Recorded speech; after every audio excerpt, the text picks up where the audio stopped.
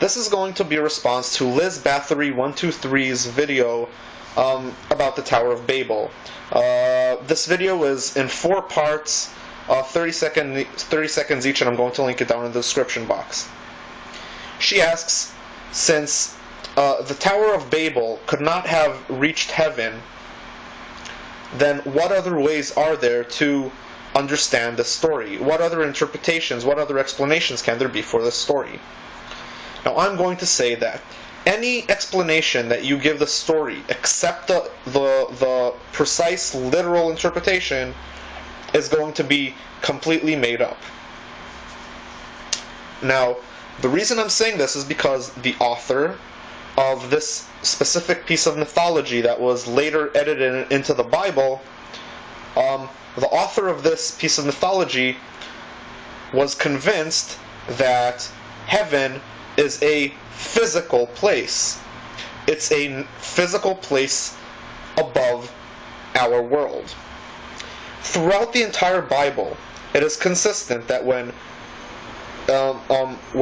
anybody's referring to heaven, they mean up. They mean above the sky. This is because the ancient Hebrews thought that the earth was flat, and covering this flat earth was a giant sky dome. And they call this rakia.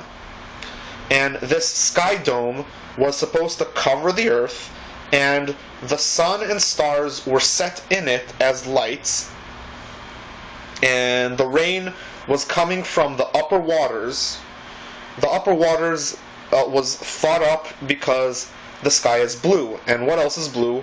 Water. So obviously there's water above the sky. So that's why when it rains, it's because little windows open in the sky dome, and then it starts raining from the water above the sky.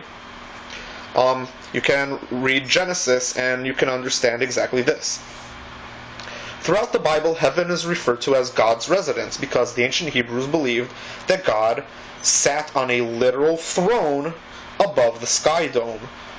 That is because in ancient times, when people were trying to think of what could create everything, they were trying to think of the highest power, the highest thing conceivable. If God sits on top of a mountain, then the sky is even higher than that. If the sun sits on the sky, then there must be something even above the sky.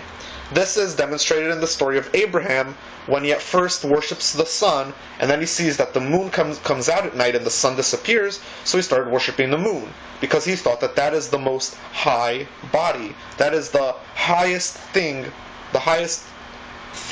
you can see, and according to him, the highest thing that exists. They didn't know that there's space outside of the sky. And so, back to the story of Babel. They were referring to building a tower to reach above the sky.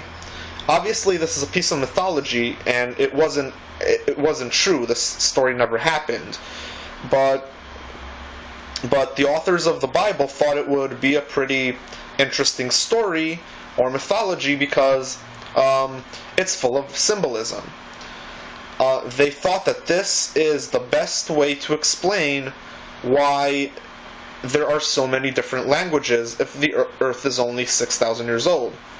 Or in their time it was only a few thousand years old, maybe like 2,000 years old or something.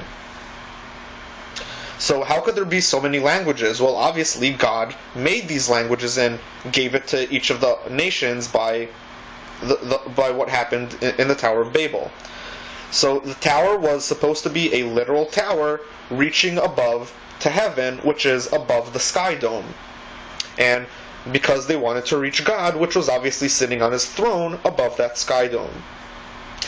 So this is something that a lot of Judeo-Christians would have a problem accepting, but the ancient Hebrews believed exactly this.